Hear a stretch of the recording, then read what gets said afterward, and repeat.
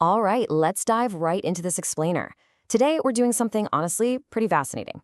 We are going to do a massive microanalysis of a very brief yet highly structured piece of crypto promo copy.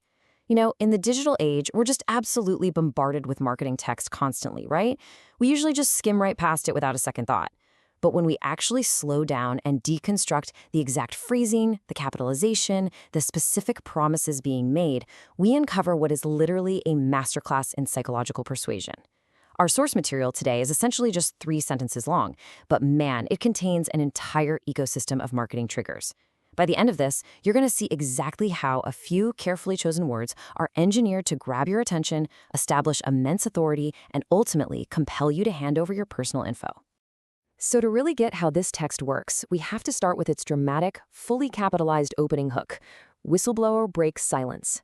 In our source material, this isn't just a sentence. It acts like a blaring siren.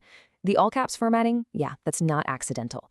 It's the digital equivalent of someone shouting to grab your immediate attention in a crowded room. It just screams urgency, importance, and disruption. This is the very first touchpoint with the reader, and its entire job is just to stop you from scrolling past. It instantly creates this huge gap in your knowledge. Like, there's a silence that's been broken, and you don't yet know what the big secret is. Section 1, Breaking the Silence. Looking at these first few words, the specific choice of the word whistleblower is super interesting. Normally, in a legal or corporate setting, a whistleblower is someone exposing illegal activity from inside an organization. But here, the term is being cleverly hijacked. It's used to imply the revelation of explosive, previously hidden secrets about the financial markets. By throwing around the concept of a whistleblower breaking silence, the text frames the whole message as something secretive or forbidden, rather than just, a standard internet ad. It actually flatters you, the reader, suggesting that by paying attention, you're getting access to this rebellious, anti-establishment knowledge that they absolutely don't want you to have. But hey, this promised revelation isn't just handed over out of the goodness of the whistleblower's heart, right? The copy immediately pivots to requesting an action from you. The hook did its job of sparking your curiosity, and now the trap is set. The text moves straight from promising a juicy secret to establishing a toll gate. You want to hear what they have to say? Well, you've got to pay the price of admission. And in the digital marketing world, that price is your data. Moving on to Section 2, the access mechanism. Right here, we see a direct barrier to entry. The text outlines a really standard but highly effective lead generation funnel. It requires the user to trade their contact info in exchange for the promised media. It literally tells you to just enter your best email below, then directs you to hit a submit button, promising you'll receive the episode recording straight to your email right now. Notice that phrase, best email? That's a sneaky little trick to stop people from using a spam or dummy address. They want your primary inbox. The transaction is crystal clear, your personal contact data in exchange for the recording. It's a micro-commitment, the very first step in what is definitely a much longer sales process. Now, the copywriter obviously knows that asking for an email can cause a little friction, so what's crucial here is how they attempt to soften the blow of this data transaction by emphasizing the convenience of the reward. The source text literally asks, "Want me to send you the recording of this episode so you can watch it whenever you want?" This is a brilliant reframing. It completely shifts your focus away from what you're giving up, your email and privacy, and places it entirely on the convenience of what you are getting. It makes the email request feel less like a marketer harvesting leads and more like a helpful host providing an on-demand service. It makes the whole thing feel like a favor they're doing for you. But hold on, before you actually commit to handing over that best email, you naturally need a reason to trust the source. I mean, sure, it's convenient, and sure, there's a secret, but why should we listen to this specific person? Which brings us to the next phase of the text, and honestly, this is arguably the most psychologically potent part of the entire pitch. Let's look at Section 3, Establishing Insider Authority. To convince you this transaction is actually worth your while, the copy immediately labels the source as a crypto insider. This phrase is totally designed to project an aura of exclusive knowledge and elite status in the market, and it pairs incredibly well with that earlier whistleblower label.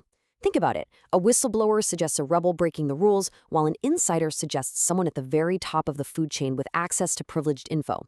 Put them together, and they create this persona of a powerful elite who is finally pulling back the curtain for the little guy. It tells you that this info isn't just a guess, it's coming from someone who operates behind closed doors. To really anchor this authority, it makes a highly specific, almost mythical, historical claim. The text states that this insider bought thousands of Bitcoin when it was valued at exactly $1. In the crypto world, getting in at $1 is literally the holy grail.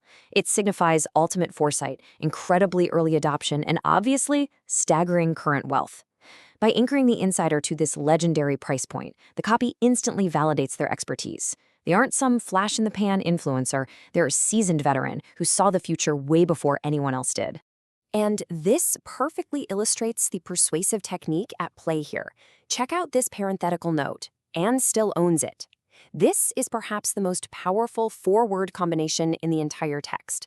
Claiming they bought it at $1, sure, but claiming they still hold that asset, that projects immense patience, staggering wealth, and total validity.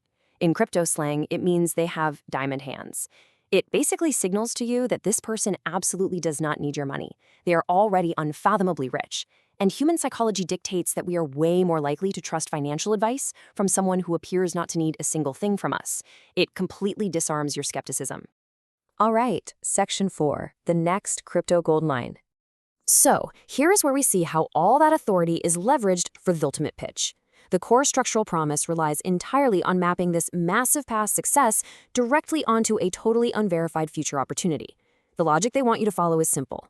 I was perfectly right in the past about the biggest asset of our generation, therefore, I'm going to be perfectly right about the future. It takes the credibility built by that $1 Bitcoin claim and seamlessly transfers it to whatever new, undisclosed project they're about to pitch. It completely bypasses your critical thinking by relying on the halo effect of that supposed past victory.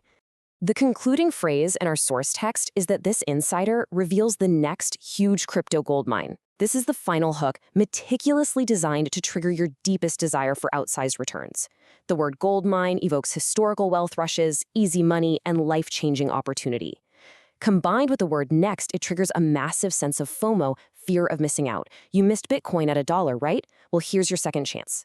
It creates this burning urgency to enter that email and hit submit before the opportunity just passes you by again.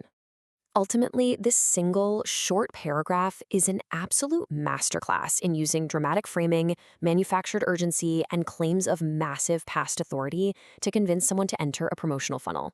It takes us on a psychological roller coaster from curiosity to convenience to trust to greed, literally all in the span of a few seconds. So, as we wrap up this explainer, I want to leave you with a final thought to consider the next time you encounter a page like this. Does the unverifiable promise of a future gold mine truly justify the transaction of your personal data today? It's a question definitely worth asking every single time a so-called whistleblower breaks their silence.